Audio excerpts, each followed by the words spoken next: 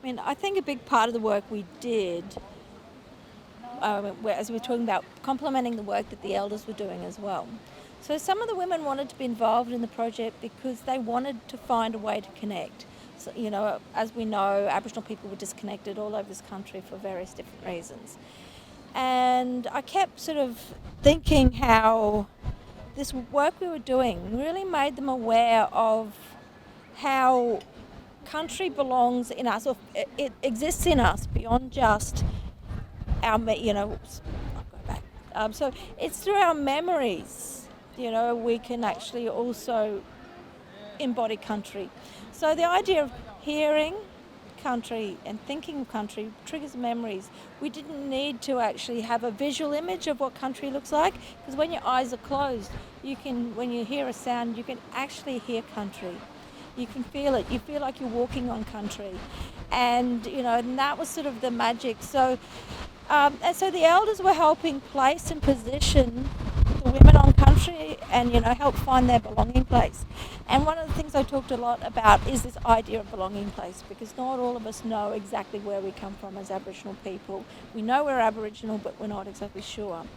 And that belonging place is really important, because that's where we feel that when we put our feet to the ground, it recharges us, it revitalises us, and it puts this powerful sort of medicine back in our body, which is earth's energy.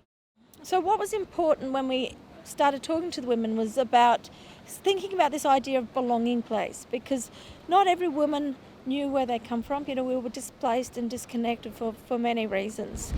And so I wanted people to not feel this, this notion of discomfort by being in a project that was about country when they actually didn't know where their country was. So I said, belonging place, and what does it mean to you? And belonging place is that place where when you're standing there, when you're breathing the air, when you've got your feet firmly connected to the ground, it re-energises you and revitalises you, and you feel safe and you feel comfortable, you feel home. I mean, from an arts, as an artist, I often believe that people they underestimate the value of art, because, as a healing, as a well-being tool.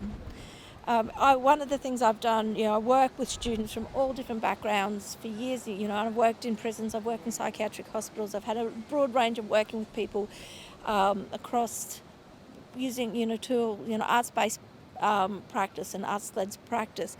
And I think it's a really, really important, valuable research tool, because it's, from an Aboriginal and Torres Strait Islander perspective, it's an important part of what we do and who we are and our being. You can't disconnect it, and one of the things we argue at a particular university level is the value of what we do as artists and arts practitioners as being deemed as research, because it's not as quantifiable as scientific research as far as achieving well-being. But the difference I see in my students from first year to third year, I mean, I'm lucky I have this long period of time with them, is remarkable. I mean, there's this big transformation. It's about confidence. I don't actually necessarily, I sometimes I have students that are these broken people that can't even look at you in the eye, or can't even speak, and now they're talking at international conferences, and and doing amazing things, and giving back to their communities, and gone into these positions of leadership just because through creativity they've developed this really amazing embodied sense of self, really. I wanted to just follow on from what Bianca was just saying about our knowledges are not written down. They're embodied. They're in our bodies. And our knowledge comes from the land. So it's place-based knowledge. So often what you're trying to translate in different policy contexts, and I know with the corrective services we had such challenges trying to explain what we're trying to do, and they were asking us to use different methods to create the type of knowledge they were after. But we were trying to say we had to ground it in very strongly and push back very hard to say that our knowledge, the knowledge that we're seeking already exists in the women who are in the prison in that place. So it's already there. It's simply about creating the space and process to uncover it, to bring it out. So that there's this So I know Martin Nakata and others talk about the cultural interface of knowledge, yeah, or knowledge systems. There's often this clash of understanding of what knowledge is. So we all live in this third space between the way that we see knowledge from a Western perspective and the way we know knowledge to be in our Aboriginal communities, the way it is.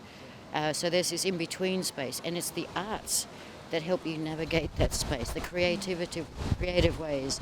I think that's what Bianca's talking about, is it takes alternate ways of doing it. Counting things and writing things in English words is always going to lose something in translation, right? So that's what the arts brings. It just gives it another dimension. It helps you navigate those complex spaces between different knowledge systems. Yeah. So I often refer to artists as being alchemists because, that's what we do.